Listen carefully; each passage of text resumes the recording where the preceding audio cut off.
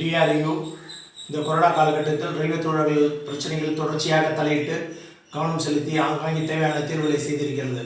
Railway மருத்துவமனையில் ஏற்பட்டிருக்கக்கூடிய பிரச்சனைகளை முன்வைத்து DRU தொடர்ச்சியாக கோரிக்கைகள் எழுப்பியதன் வாயிலாக தெற்கு ரயில்வே GM அவர்கள் தலையிட்டு சில நடவடிக்கைகள் எடுக்கப்பட்டது என்பது வரவேற்கத்தக்கது. அதேபோல் இன்கிரிமெண்ட் ஜூலை 1 அதற்காக தொழிலாளர்கள் மத்தியில் ஏற்பட்ட கலக்கம் வருத்தம் இவற்றை போக்கக்கூடிய வகையில் DRU கோரிக்கைகளை முன்வைத்தது. DRU வைத்த கோரிக்கைகள் அடிப்படையிலே இன்கிரிமெண்ட்டுக்கான வழிகாட்டும் நெறிமுறைகளையும் தெற்கு ரயில்வே நிர்வாகம் வெளியிட்டிருப்பது என்பதும் வரவேற்கத்தக்கது. தொடர்ச்சியாக பெரம்பூர் கேரேஜ் பணிமனை லோகோ பணிமனைகளில் ஜூலை 6ஆம் தேதியிலிருந்து 55 வயது கடந்தவர்கள் கண்டிப்பாக வேலைக்கு வர வேண்டும், 50% தொழிலாளர்கள் வேலைக்கு வர வேண்டும் என்ற உத்தரவு என்பது கொடுக்கப்பட்டிருக்கிறது. அதில் 55 வயது கடந்தவர்கள் தங்களுக்கு கோமார்பிடிட்டிஸ் அதாவது டயபெட்டிஸ், அதேபோல் ஹைப்பர் டென்ஷன், கார்டியா, கேன்சர் போன்ற நோய்கள் இருப்பதாக, ஆஸ்மா போன்ற நோய்கள் இருப்பதாக அவர்கள் ரயில்வே மருத்துவமனை டாக்டர்களை சந்தித்து சான்றிதழை பெற்று சமர்ப்பித்தால் மட்டுமே அவர்களுக்கு ஒர்க்கட்டுவம் வழங்கப்படும் என்று கூறியிருக்கிறார்கள்.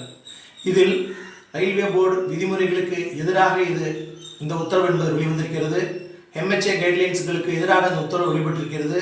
அதேபோல் இதுவரை வெளிவந்திருக்கக்கூடிய எந்த PBC சர்க்குலர்களிலும் அவ்வாறு குறிப்பிடப்படவில்லை. டாக்டர் சர்டிஃபிகேட் கொடுக்கப்பட வேண்டும் என்பது இதிலும் இல்லாத ஒரு நெறிமுறையை தற்போது கேரேஜ் ஒர்க்ஸ் நிர்வாகமும் லோக்கோ ஒர்க்ஸ் நிர்வாகமும் கடைபிடிக்க துவங்கியிருப்பது என்பது மாற்றத்தக்க வேண்டியதாகும். இது குறித்து DRU CME அவர்களுக்கும் CWE அவர்களுக்கும் CWM அவர்களுக்கும் நாங்கள் மனுக்கள் கொடுத்திருக்கின்றோம்.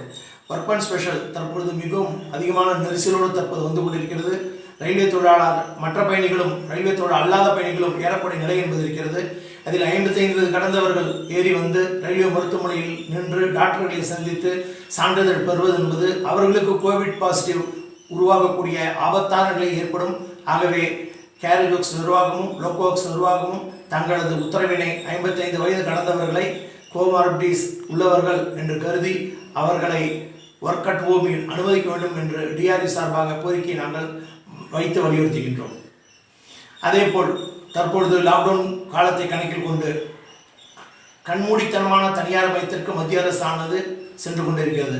100 வழித்தடங்கள், 151 ரயில்கள் தனியாருக்கு செல்வதற்கான அறிவிப்புகளை 2 நாட்களுக்கு முன்னர் மத்திய அரசு வெளியிட்டிருக்கின்றது, ரயில்வே அமைச்சகம் வெளியிட்டிருக்கின்றது. இதில் IRTC மூலமாக முதலில் 2 ட்ரெயின்கள் மட்டும் ஓடப்படும் என்று கூறினார்கள். டெல்லி லக்னோ, அதற்கு பிறகு மும்பை அகமதாபாத், அதற்கு பிறகு வாரணாசி காசி இண்டோர் வாரணாசி இண்டோர், மாகாளி எக்ஸ்பிரஸ், தேஜா எக்ஸ்பிரஸ் என்று 3 ரயில்கள் IRTC மூலமாக இயங்குகின்றது.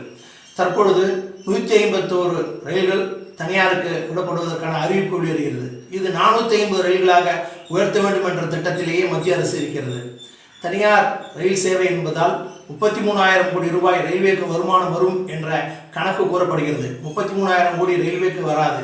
33,000 கோடியை 60,000 கோடியாக சம்பாதிப்பது எப்படி என்பதுதான் கார்ப்பரேட்டுகளுடைய திட்டம் என்பதாக இருக்கும். சாதாரண ஏழை எளிய அன்றாடம் காட்சிகள் ரயிலை உபயோகப்படுத்தக்கூடிய நிலை என்பது பறிபோகக்கூடிய சூழ்நிலை என்பது ஏற்படும்.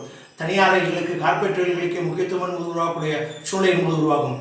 இந்த ரயில்வேயின் கட்டுமானங்கள், தண்டவாளங்கள், OHகள், பிளாட்ஃபார்ம்கள், ஸ்டேஷன்கள் அனைத்தும் இந்திய நாட்டு மக்கள் அவர்களுடைய அப்பன், ஆத்தன், தாத்தன், முப்பாட்டன் காலத்தில் இருந்து கொடுத்த வரி பணத்தினால் உருவான மக்கள் சொத்து. இந்த ரயில்வேனுடைய கட்டுமானங்கள், ரயில்வே இன்ஃப்ராஸ்ட்ரக்சர் முழுவதும் நம் மக்களது வரிப்பணத்தினால் உருவான சொத்து. அவற்றை இந்த அரசு தனியாருக்கு, கார்ப்பரேட்டுக்கு 100 வழித்தடங்களை தாரை வார்த்தது என்பதை இந்திய அரசுக்கு மக்களுக்கு எதிராக செய்யக்கூடிய ஒரு துரோகமே ஆகும். இதனால் வேலைவாய்ப்பு உருவாகாது, வேலைவாய்ப்பு பறிபோகும். வண்டிகளுடைய பராமரிப்பு உட்பட அனைத்தும் தனியார் வசமே ஒப்படைக்கப்படுகின்றது. ஆகவே ரயில்வே அரசு துறையாக இருக்கும் பொழுது SC, ST, OBC என்று இடஒதுக்கீட்டு அடிப்படையிலே, சமூக நீதி அடிப்படையிலே வேலைவாய்ப்பு என்பது கிடைக்கும். தற்போது வேலைவாய்ப்பு சமூக நீதி அடிப்படையில் குறைந்த கூலிக்கு பணியாட்களை, ரயில்வே பராமரிப்புகளை செய்வதற்கான ஆட்களை அமர்த்தக்கூடிய ஒரு நிலையை நோக்கி இது இட்டு செல்லும். ஆகவே இந்த தனியார் மயம் கண்டிக்கப்பட வேண்டியது. அதே நேரத்திலே தற்போது அடுத்து வந்திருக்கக்கூடிய மிக பெரும் செய்தி, மத்திய அமைச்சரவை ரயில்வே ஒர்க் ஷாப்புகளை, ரயில்வே ப்ரொடக்ஷன் யூனிட்கள் அனைத்தையும் கார்பரேட்டைசேஷன் செய்வதற்காக ஒரு நோட் தயாரித்து அதை மத்திய அமைச்சரவைக்கு கொடுக்க போகிறது என்ற தகவல் தற்பொழுது முன்வந்திருக்கின்றது. ஆகவே மத்திய அமைச்சரவை அதற்கான ஒப்புதல் கொடுத்தால் இந்த லாக்டவுன் காலத்திலேயே கார்பரேட்டைசேஷன் செய்வதற்கான உத்தரவை ஒர்க் ஷாப்புகளும் இந்த அதேபோல் மேனுஃபேக்சரிங் யூனிட்டுகளும் ஐசிஎஃப் உள்ளிட்ட மேனுஃபேக்சரிங் யூனிட்டுகளும் சந்திக்கக்கூடிய அபாய கட்டம் என்பது ஏற்படும். ஆகவே டிஆர்டி சார்பாக தொடர்ச்சியாக இதனை எதிர்த்து நாங்கள் போராட்டத்தை நடத்தி வந்தோம். தற்பொழுது ஒரு எலக்ட்ரிக்கல் லோகோ தயாரிப்பதற்கு 9.6 கோடி ரூபாய் செலவாகிறது.